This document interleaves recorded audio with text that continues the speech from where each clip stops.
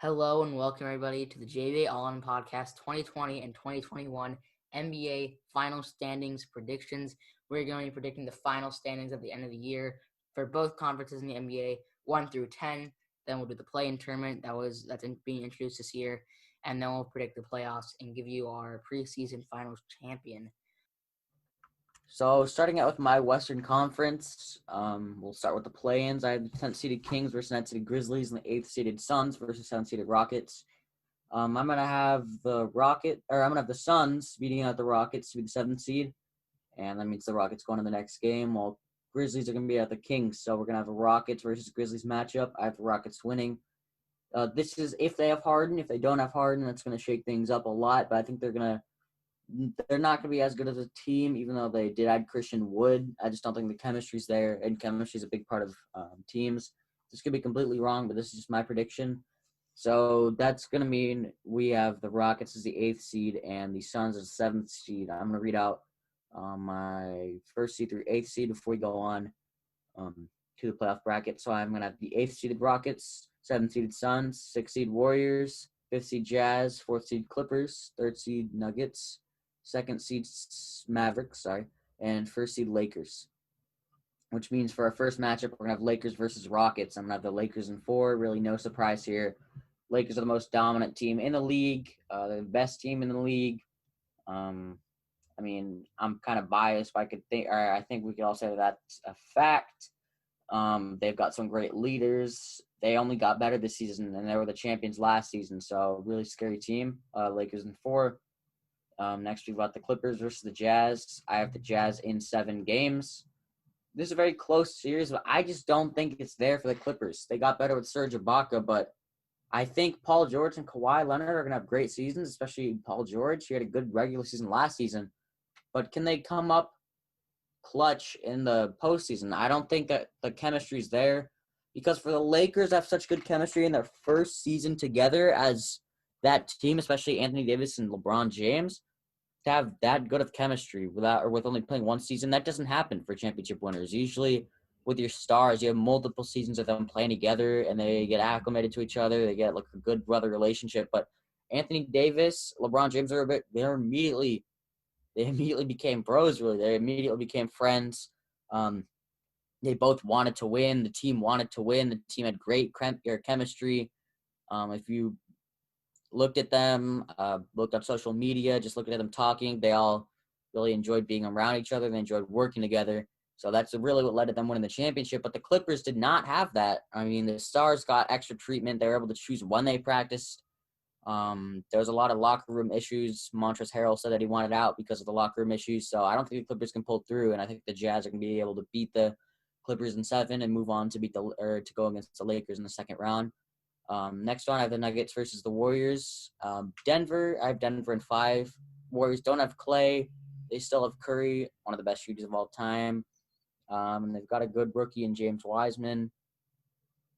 And they added Kelly Oubre. But can they really win against Denver, which is my 3rd seed? No, I don't think so. Warriors are going to have a good season, but they're going to get knocked out in the first round in 5 games. And I have the 2nd seeded Mavericks versus the 7th seeded Suns. This is a pretty interesting matchup because the Suns, we really don't know how the Suns are going to be. Devin Booker, he's one of the best players in the league, in my opinion, top 20, top 15 easily. But you're going against Mavericks and Luka, and Luka's top 3 player in the league. You can't even dispute that, in my opinion. And he's an MVP candidate for sure. And you got Kristaps there, and I think they're going to be a great team. That's why this is my 2nd seed. So I'm going to have the Mavericks in 5, knocking out the Suns. And that's going to wrap up the first round. Moving on to the second round, Lakers versus Jazz. I have the Lakers in 5. I think the Jazz are a great team. They've got Gobert, and they've got Donovan Mitchell, but I really don't think they can pull through and beat the Lakers, who are the best team. I think they could take one game from the Lakers. I could definitely see that, but I really can't see them beating the Lakers, which means the Lakers will be moving on to the Western Conference Finals, and they'll be going against either the Nuggets or the Mavericks, and I have the Mavericks in 7 games. Mavericks are my 2nd seed. They're one of the best teams in the league, in my opinion, but Denver is one of the best teams in the league as well. They did take some hits defensively, their bench defensively, so I don't think they're going to be as good of a team. But if Michael Porter Jr. can take a big step, maybe win Most Improved Player of the Year, I really think this team can go far. To be honest, when I made this bracket, I didn't really take into fact the defensive hits that they took, but I still think they're going to be a great team this season, and they're going to go pretty far, but they won't be able to beat the Mavericks. Mavericks either in 6 or 7 games. I see them taking it in 7 games. Luka will be playing his heart out. He'll be playing amazingly. I think Kristaps will too, if he can stay healthy, because he started the season injured. He's had a history of getting injured, but I think the Mavericks can take this game from Denver in 7, which means Western Conference Finals, Lakers versus Mavericks. To me, this is the NBA Finals. This is probably the best matchup we could see, toughest matchup. And without a doubt, I have the Lakers in 7. Again, I'm biased, but I think we can all agree the Lakers are the best team in the Western Conference. But the Mavs are going to give them a scare. The Mavs are going to be a tough team. Luka, in my opinion, is, like I said, he's a top 3 player. He could win MVP. Little foreshadowing. I don't have him winning MVP. I have a little bit of a, I'd say, more radical sleeper pick. But Luka, he's going to have a stellar season, and the Mavericks are like Brennan was saying, they're going to pull a 2K where they just have Luka, and they're going to be so amazing. And I think they're going to make it to the Western Conference Finals. But LeBron, AD, they're going to be able to take them out. They added Montrez and Dennis Schroeder. So I see the Lakers going back to the finals again. They only got better, and they were already the best team. And I was talking to Brennan about this. I think this is the most competitive we've ever seen in the NBA, especially the Western Conference, because the Western Conference is just stacked. The top 4 teams, Lakers, Jazz, Denver, and Utah. Sorry, I said Jazz twice, but Lakers, Mavs, Denver, and Utah. Those 4 teams could be the best in the Eastern Conference, in my opinion. All of the teams are amazing. They're so good, but I see the Lakers coming out, and I think the matchup that they're going to have in the finals is just going to be a little bit easier than going against the Mavericks. All right, time for my Western Conference predictions. So, I'll be starting off with my 1 through 6 seeds, then doing my play-ins. And also be doing a little bit differently than Jack. So, my 1 seed is the Lakers, best team in the league, only improved. I mean, they were the 1 seed last year. No reason why they shouldn't be it again this year. 2 seed Mavericks. Again, like you said, Luka's gonna take, even a conservative jump from Luka still puts him, last year he had 29-9 stat line, a 29-9 stat line. Even a conservative jump puts him at, 30 plus points, 10 plus rebounds, averaging triple double. Like, I mean, I feel like he'll be doing that this year, and I think that Staps, even though he's gonna be out to start the year, I think they'll still be able to make a late push. I think the Nuggets will challenge him hard for this.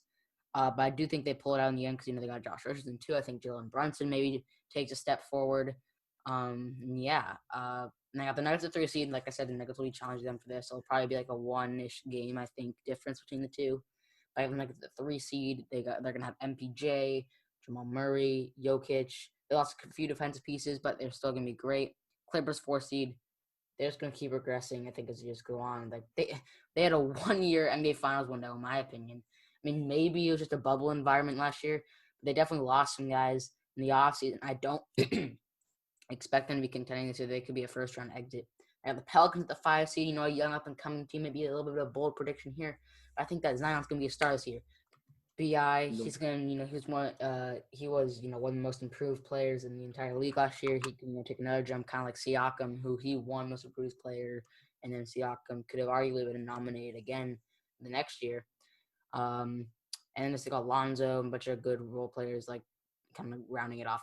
And then the Suns at the 6 seed, Devin Booker and DeAndre Ayton almost took them to the 8 seed last year. They did everything they could, just they need a miracle of the other teams to lose a bunch.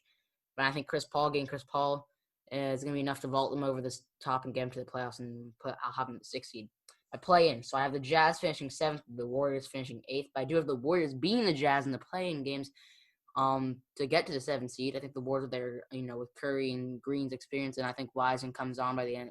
At that time, I think Warriors get the 7th seed. And the Jazz will play the winner of the T-Wolves and the Rockets, the 9-10. T-Wolves being 10, Rockets being 9. I think the T-Wolves upset the Rockets here. I think the Rockets, honestly, really could be regressing. I mean, the Rockets, are really kind of sputtering like an old car right now. They had, they were in the Western Conference Finals just a few years back, and then they were second round exit last year. They lost Westbrook. They lost, like, I mean, I just can't, I feel like Wall, like I always say don't predict injuries.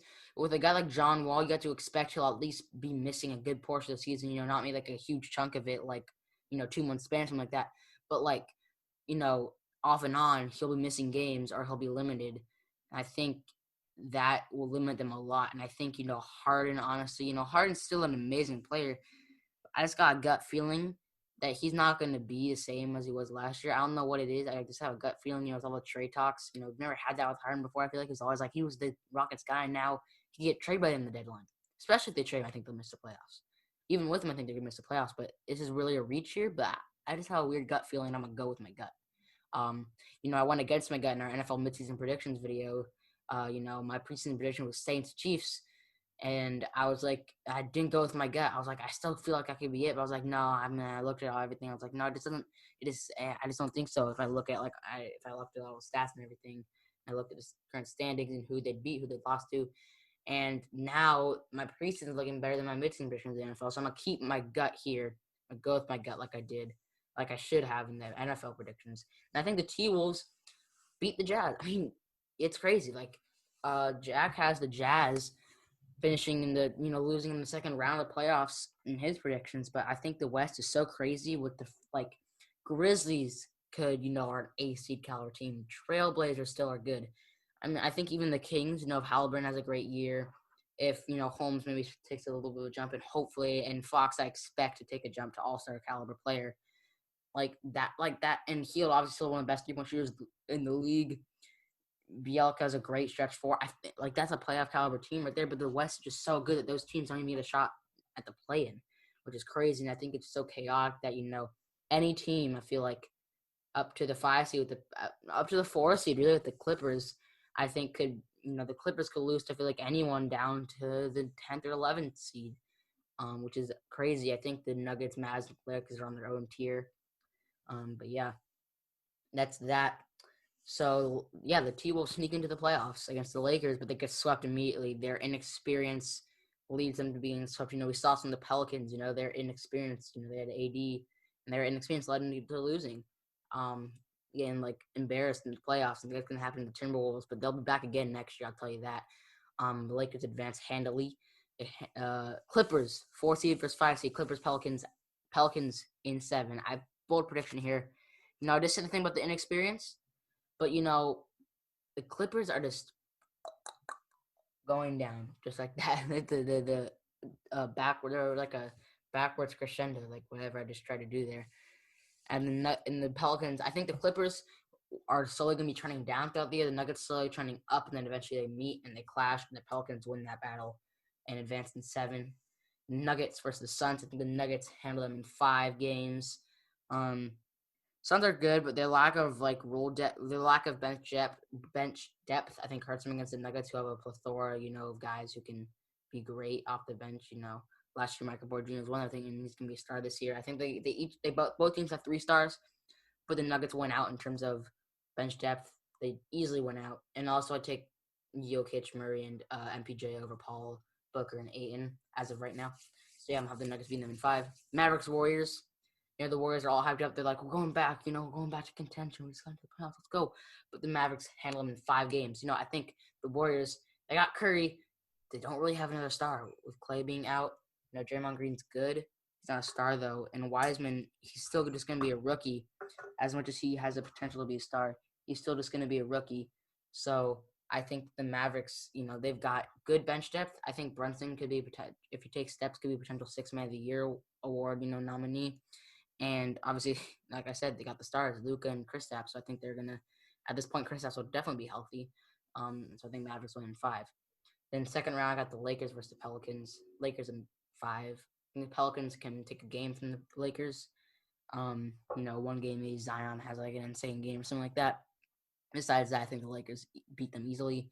And the Nuggets against the Mavericks. I think they have the Mavericks in 7 here. I think the Nuggets, like I said, it was so close to them for the 2 and the 3 seed. They couldn't get the 2 seed, but I think really the only reason why the It was that close was because the Mavericks don't have stats for the season, but so I think they win 7 here.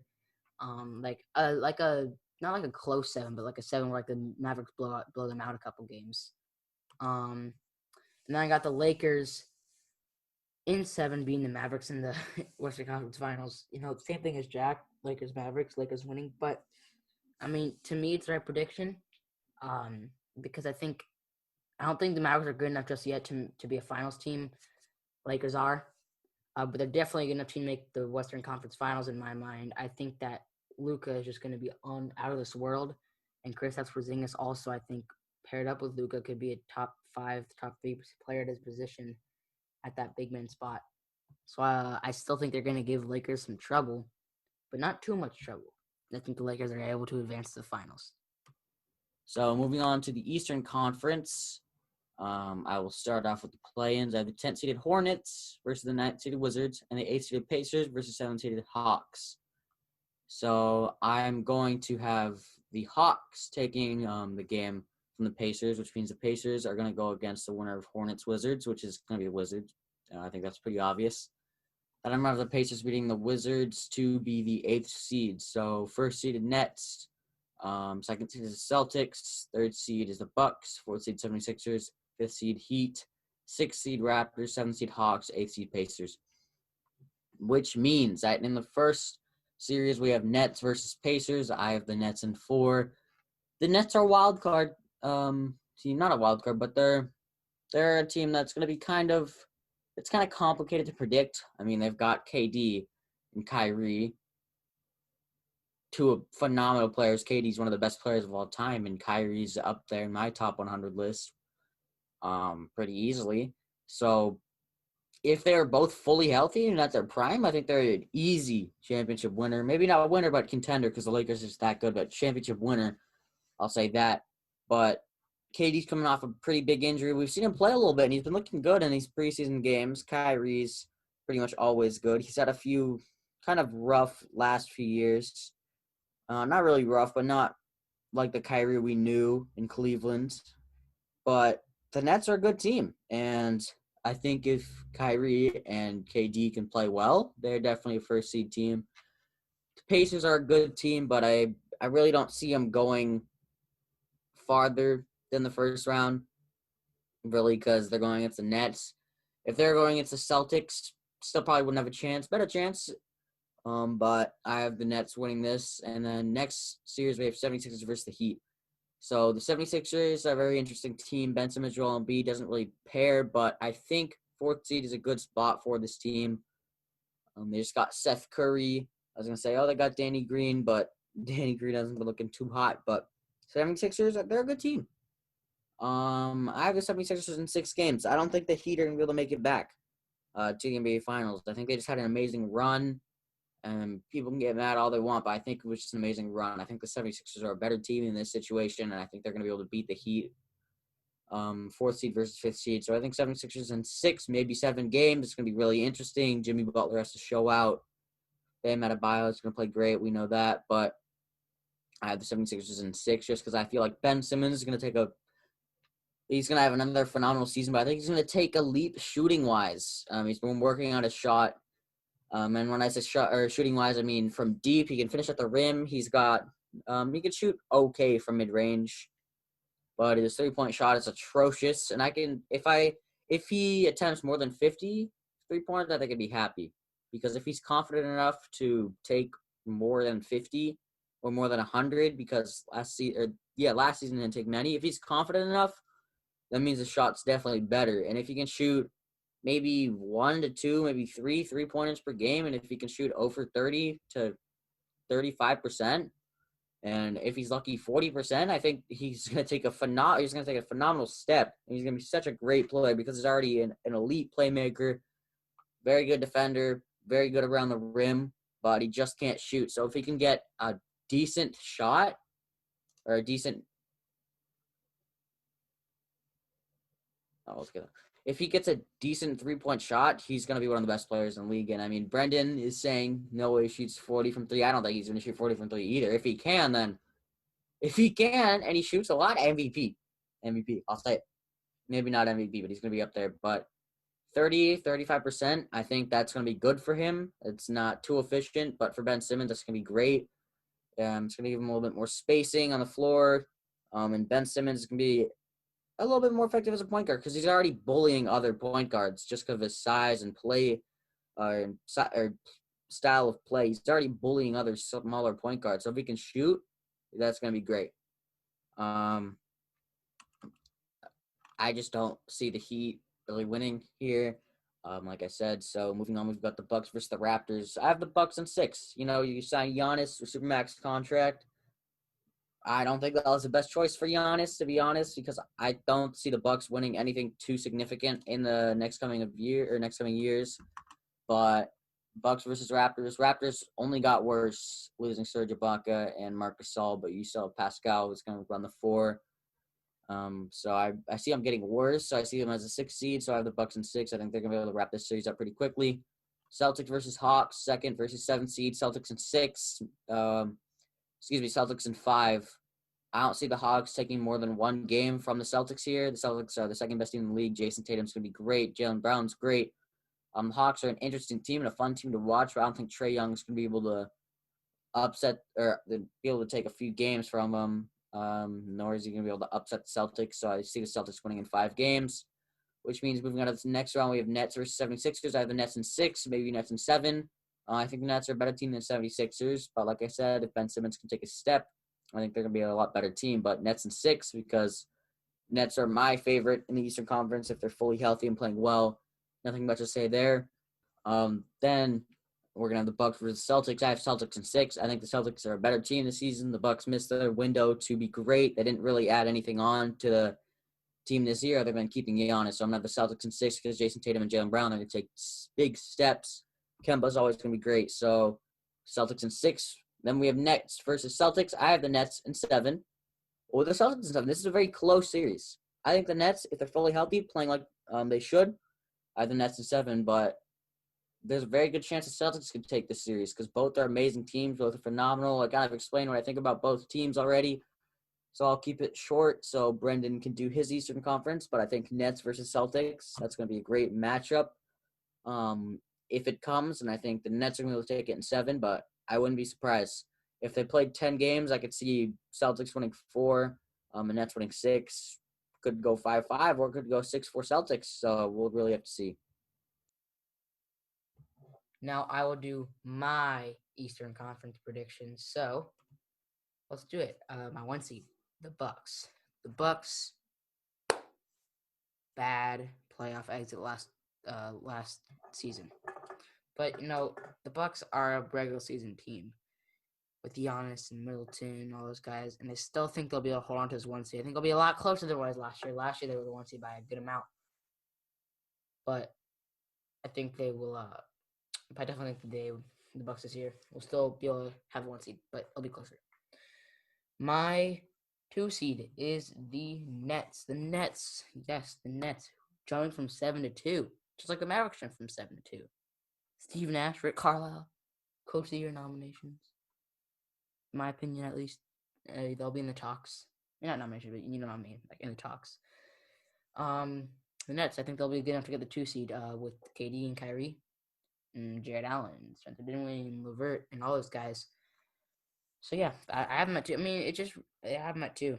Celtics at 3, pretty close there between the Celtics and the Nets, in my opinion, between who gets a 2 seed. I think Tatum takes a step to superstar caliber player. Jaylen Brown, I think, can become a star. Kemba Walker is still great. I think that this team is going to have, a lot of success this season. And, as a Lakers fan, the Celtics are not necessarily my favorite team historically. Hate the Celtics historically. Hate them. I want to win a chip this year so we can pass them on all-time, championships. Been a Lakers fan my entire life growing up in LA. Watching Kobe, watching them go through that elite rebuild with all the, number 2 overall picks. What was it, 3 years in a row? All of them not on the team anymore. Now with LeBron and AD, and we've got a pretty good core of young guys with, THT, Kuzma, Shooter, and Montrezl aren't that old. AD isn't that old. Caruso. And the Celtics, like I said, don't like him historically, but for some reason, there's something about the Celtics team which goes against my Laker nature that I like for some reason. The Celtics team, I'm kind of like rooting for them to do well for some reason. I don't know what it is. Like, I don't know what it is. It's super hard to explain. For some reason, I like the Celtics team. I like Jason Tatum. I like Jaylen Brown. I like Kemba. I didn't like Garnett. I didn't like Paul Pierce. I didn't like Rondo on the Celtics. I mean, now I loved him when he was on the Lakers because he was on the Lakers, but I didn't like him on the Celtics. So, but now I like Tatum for some reason. I like Kemba on the Hornets a lot. He's one of my favorite players. Um, so I act like I'm going to Celtics, and then um, like Paul Pierce and Garnett, I didn't like them, but now I like Tatum, Brown. I don't know what it is, but since I kind of like them, I'm putting them at third seed. I think they're gonna be good. Heat at the 4th seed. Reigning Eastern Conference champs. They're gonna get the same seed I think this year. I just don't think they're built to get a top 3 seed compared to these other 3 teams. They could potentially be the 5 seed as well. Raptors, who are my 5 seed right now, I think could potentially be the 4 seed. But I have the Heat right now over them. And like I said, the Sixers at the 6th seed, who could also potentially be the 4th seed. I think they're also a pretty good team. I said, I think that they could win the championship before 2025. And that bold prediction, when was it? I think we're talking about the Doc Rivers signing. I think that this year, I think that they're going to be 6th seed. And I think they'll lose the first round. I think they'll give the Nets trouble playing the 3 seed Nets. But I don't know. I think they'll give the Celtics trouble playing the 3 seed Celtics, not the Nets. But I think that I'm looking at it again. I still think they can be a championship team in 5 years, but I think they got to move on from Simmons. I think Embiid's their franchise player, but Simmons does not fit with Embiid in my mind. You got to move on at least one of them. I think Simmons needs a big man that can shoot the 3 a little bit better, and Embiid needs like a better like shooting guard because Simmons and Embiid, I don't think their play styles fit well together. And I think maybe like Harden and Embiid honestly could be a really good matchup. Could work together really well. And then I got my play-ins. 7 seed Pacers. I think they'll place there. They're the 5 seed last year. They're honestly a team that, if you look at it on paper, could be a 4th seed. But I was telling Jack this might be one of the most. This is, in my opinion, the most competitive the NBA has ever been that I've seen in my, almost decade and a half living. It's the most competitive I've seen it since I started watching basketball. The Pacers, and they got a good team, but I can't put it above anybody else. So I have them at 7 seed. Hawks the 8 seed. I think they'll take a jump with Young, Bogdanovich, Capella, Okongwu, Collins. I think maybe one of those 3 big men might get moved by the end of the year, but I think they're gonna be really good. Wizards 9 with Beal and Westbrook. It's good enough to get them at least the 9 seed, and I think and I got the Magic 10, maybe the Hornets. I think the Magic are still a good team. And they'll fall out of the playoffs, at least, but I think they'll still be able to get in the play-in tournaments. I think the Pacers beat the Hawks for the 7th seed. I think the Pacers are I think the first 7 teams are just a tier above, 8 and below. And then I got the the Wizards beating the Magic in that playing game, and the Hawks beating the Wizards in that, to get the 8 seed. Bucks beat the Hawks in 6. I feel like it's going to be 5, but I think the Hawks give them a little bit of trouble. I don't know. I have a feeling that Trae Young has some big games, and just kind of, Young and Giannis going at it, and I think that they could give him some trouble. But I still think Bucks come out on top. Nets beat the Pacers in 6. As much as I want to pick an upset here for my Pacers, I can't. It does not make sense at all. So I'm, going with the Nets because it makes sense. But I'll give the Pacers 2 wins, even though if this did happen, they'd probably get swept. I'll give them 2 wins. I got the Celtics being the Sixers in 7. I think it's like I said, the Sixers are not right now that not Super Bowl finals contending team. Like I think they will be within the next 5 years, but I think they can give the Celtics team some trouble. So I still think they're a very talented team, no matter what I think they need to do to get to that contention level. And I got the Heat beating the Raptors in 7. I just think I can't really knock off the reigning Eastern Conference champions in round 1, so I'll give them 7 games here. I think the Bucks beat the Heat in 7, getting revenge. I think it's a close series, so I think they get revenge. And I got the Celtics upsetting the Nets in 7. I think the Celtics, like I said, I don't know what it is about this team. I just have a gut feeling that they're really, really good. I don't know what it is. I just do. And then once again, my gut feeling tells me that they'll beat the Bucks in the Eastern Conference Finals, and I'm gonna go 6 games. I just think they match up well. I think because the Bucks got 2 stars. I mean, the Celtics will have 3. I think the Celtics will exploit that, especially with their amazing role players. And I don't know, man. I just got a weird feeling about this Celtics team. This completely blow back in my face. They could be a second round exit, but I have them going to the finals, man. So yeah, those are my Eastern Conference predictions.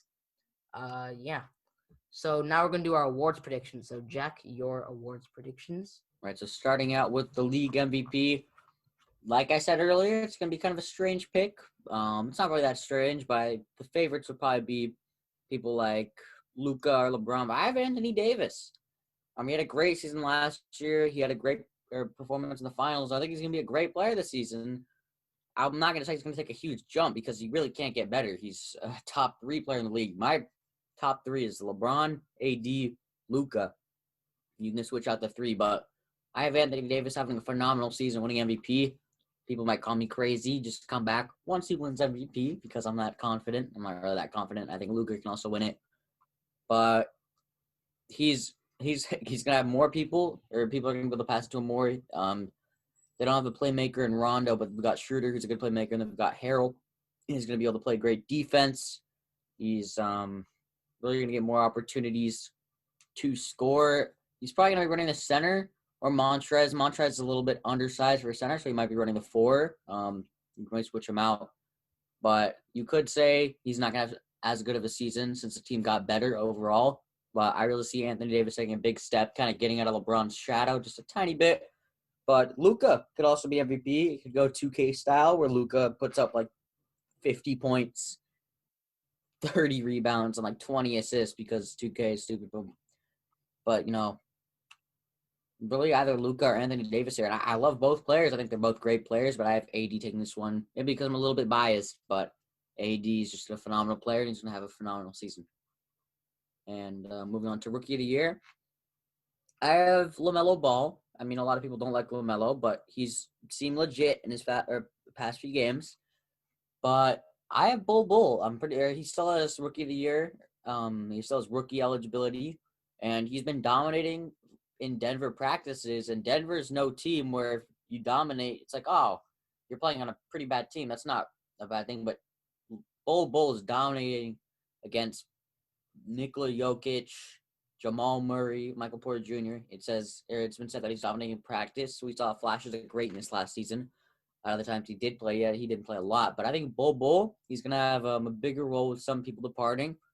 I think him and Michael Porter Jr. are going to have great steps, and Bull is one of my favorite Jordan Rookie of the Year. I think he's going to be great. You could say like James Wiseman, Obi Toppin's up there, Tyrese Halliburton. He's been great so far. I also want to shout out Talen Horton-Tucker, who also is eligible for Rookie of the Year. THT has looked legit. He looks like the future of the Lakers at the moment, but THT looks like the future of the Lakers at the moment. It's just how much he's going to be able to get to play. And Brendan did say Bull is dominating against bench players, but still they've got a good bench. He's probably not dominating against people like Jokic, but if you're playing that well in practice, I think you're definitely be getting a lot more playing time. And never really know. I think he's going to have a great season. Besides, we didn't know if he's going against the ones or the bench. I'll announce that. Yeah, wait, hold on. So who's your prediction, LaMelo or Bull? You said I have LaMelo, and then you said I have Bull here. And I said LaMelo or Bull. Oh, guys, you're going with the duplex. Yeah, and then I said THT because THT's legit, but I don't see him winning, to be honest. Yeah, there's too many people ahead of him in the depth chart, and I don't know. He's not gonna be averaging 30 points, in the NBA. Yeah, I think this season he could put up a solid 15. No, 15. No. I say if 10 probably, but if he's doing really good, 15. Still no. He's going to be playing up like 6, because 6, 10. He's going to be getting more. Caruso, Matthews, and KCP will be playing over him. They'll be getting like 10 minutes a game, maybe. So 1 minute or 1 point per minute. Okay, fine. No, but I think he can average double digits next season. Not this. Because next season, KCP will be gone. because we're gonna trade. I don't know. I don't even know, man. We'll see. We're just like we're too stacked, man. Too stacked. We're too stacked. All right. Moving on to executive of the year. This is obvious. Rob Pelinka. He's the best executive this season. He made the best team in the league even better, adding Dennis Schroeder, Montrezl Harrell, Wes Matthews, Marc Gasol. I mean, a lot of people called him a madman. A lot of people hated him. He was getting death threats. He was getting death threats back in 2017, 2018 because, they were bad. A lot of people saw Lonzo as a bust, but all part of his plan. Maybe it's GM, LeBron, Le GM. Not LeBron anymore, Le GM. But Pelinka, if we're going against the meme, Pelinka's been phenomenal this season as an executive. You got to sprinkle in a little bit of that LeBron into there. LeBron's definitely influencing some of the other players to join him. But I think Pelinka's done an amazing job. He's made the best team even better. Moving on to Coach of the Year, I have either Steve Nash or Rick Carlisle.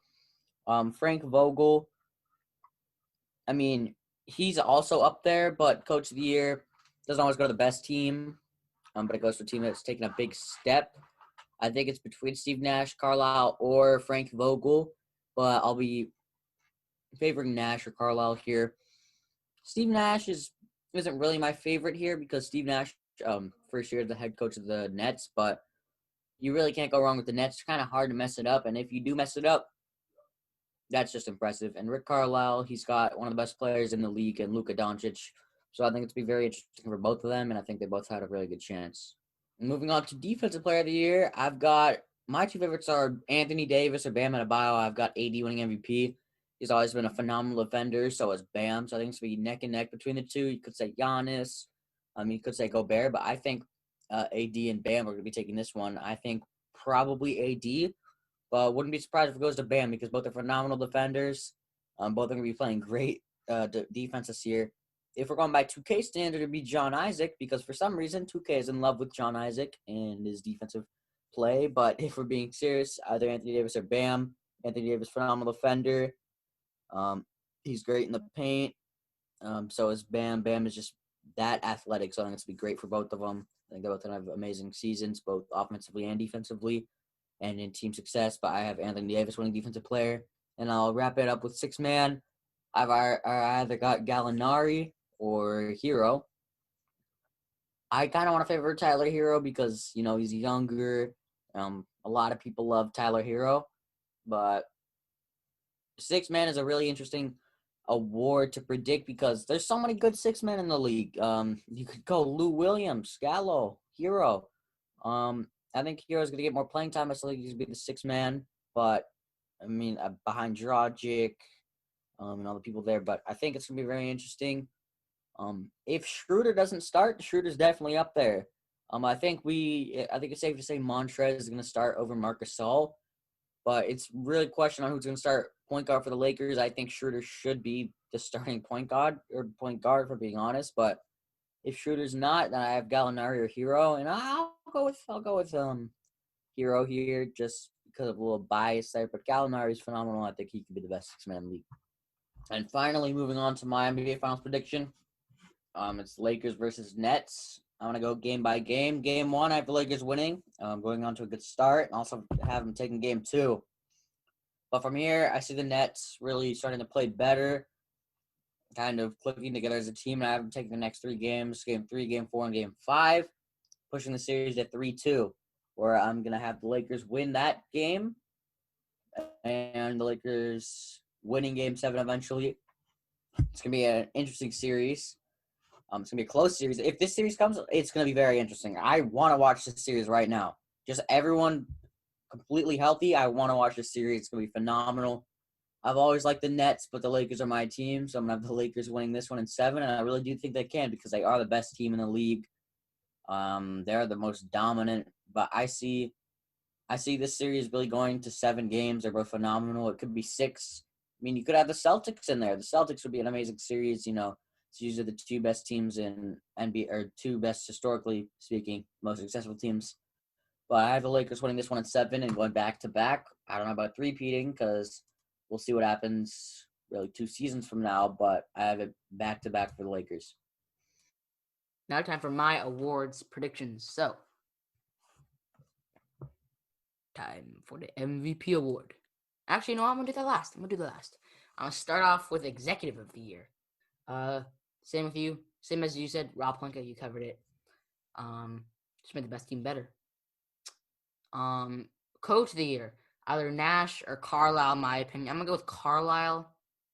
I don't know. I just think that Nash in his first year, I don't know about giving it to him right away. So they went to Carlisle. They both took the 7th seed to the 2 seed.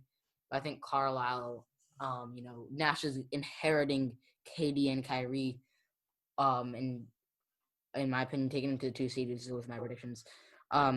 While Carlisle already had the 2 and they had the 7 seed in Luka and Staps. But I think he's going to do a phenomenal coaching job this year and take him up to the 2 seed. So I'm going to have Carlisle as my coach of the year. Sixth man of the year, this one's tough. And it really just depends because, like, some people, sometimes, someone becomes a sixth man. Like, sometimes someone, like, ends up filling in as a starter role. Someone ends up becoming a sixth man gradually across the year. But from now on, go Dinwiddie, assuming he becomes a sixth man, assuming Kyrie and LeVert get the starting job at the guard positions. So from now, I'm gonna hit with Dinwiddie as my sixth man of the year. Yeah, I think he would be a really good sixth man. And right now, I'm gonna go with him for now. But he could end up starting. Like, you never really know. But yeah, my most improved player, a little bit biased because he's my favorite, first, second favorite player in the NBA. Him and Oladipo, but De'Aaron Fox. I think that here's my assessment. All right, now hear me out on this one. This might go a little bit long, but I'll pull up my chair, do my De'Aaron Fox assessment here real quick. So De'Aaron Fox, De'Aaron Fox came into the league as a rookie, and wait, hold on, De'Aaron Fox assessment time. I need to rack in my head real quick.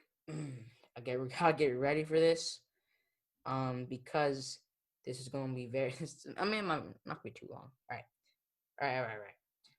De'Aaron Fox came into the league originally in the year 2017, and he was okay at best. He was okay. He had 11.6 points per game, a steal, 4.4 assists, and 2.8 rebounds, with shooting 44.1 from the field, 44.1 from the field, 30.7 from 3, and 72.2 from the free throw line. Not a great first rookie season for him.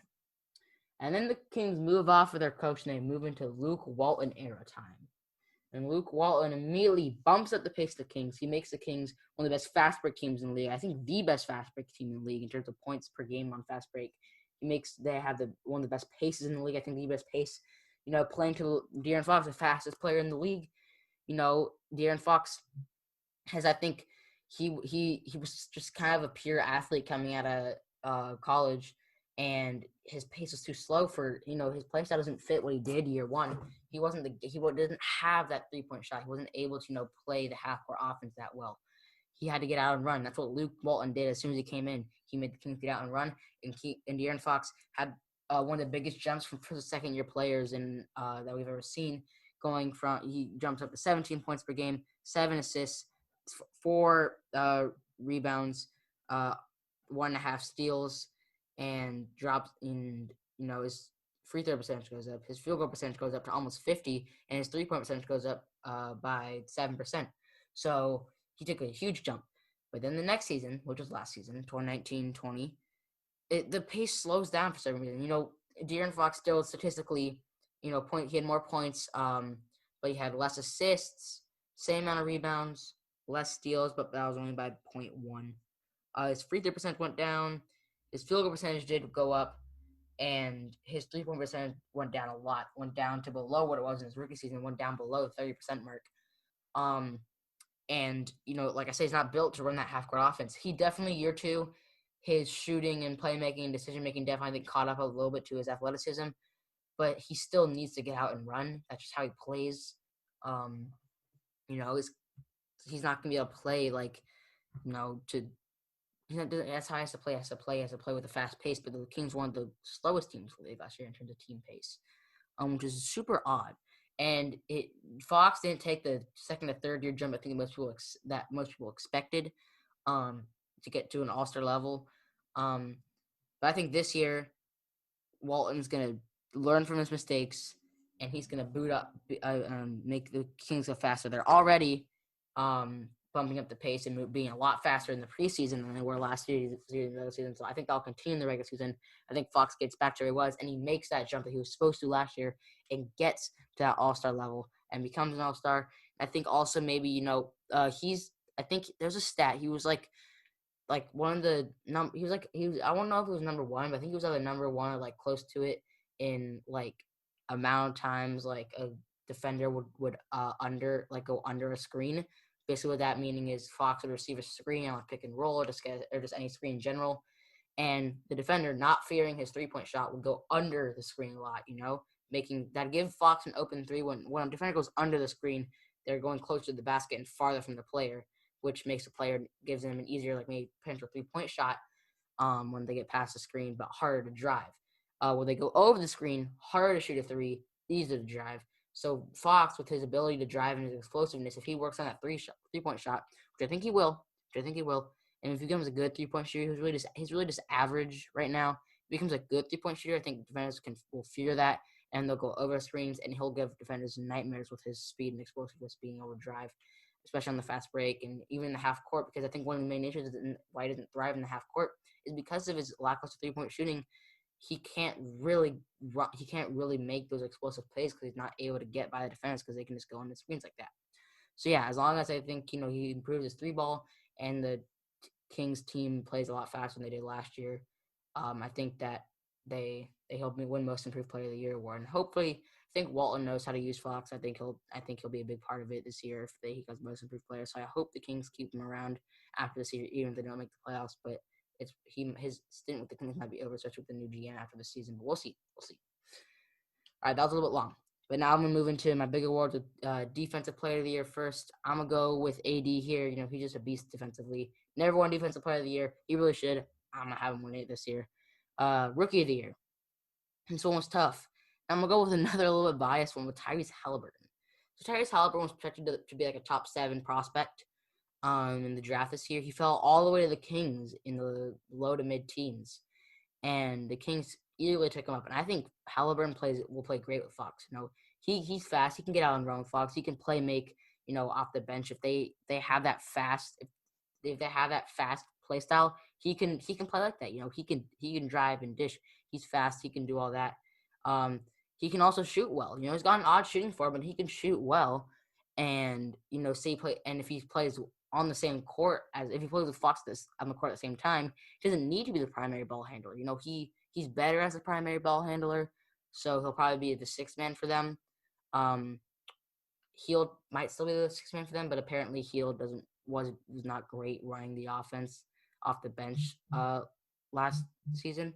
So I think Halliburton might be the primary ball handler coming off the bench. But even if he isn't, he can still play well. So I think but might be a little biased. My non-biased pick is going to be LaMelo because I think LaMelo's going to come in and kind of make that team his own. Regardless of whether he's necessarily the best rookie, I think he's going to be the number 1 player on that team. It's going to make him shine. And I think he would be my other non-biased pick. And the MVP, I'm going to go Luka. Like I said, I think Luka becoming the MVP is going to be a big part why the Mavericks are able to make it to the conference finals. So I think he takes, like I said, even a small step forward, puts him at averaging a triple-double. I think, he's 20. He's 20 or 21, and he's 20 or 21. He should take a big jump. And I think he will, and that will put him up into astronomically insane numbers. So yeah, I think Luka's gonna be MVP. It's really hard not to at least give him a nomination this year. That's why I have for my award predictions and my finals prediction. I have, like I said, Lakers Celtics. I have the Lakers currently right now in 6 games. I think the Lakers, I just outmatched the Celtics. I think the Mavericks will be a tougher matchup for them, but the Celtics, I had that gut feeling. I don't think they'll be able to beat the Lakers. I think the Lakers come out as champions. And, by the way, extra storyline, Lakers and Celtics growing this season both have 17 NBA championships. I think this is the finals we all want to see, battling it out for the lead 18 NBA finals championships. That'd be great to watch. I think the Lakers will come on top and get that 18th. So that's going to wrap it up for our 2020 and 2021 NBA predictions. Hopefully you enjoyed, and we will see you in our next episode. Bye-bye.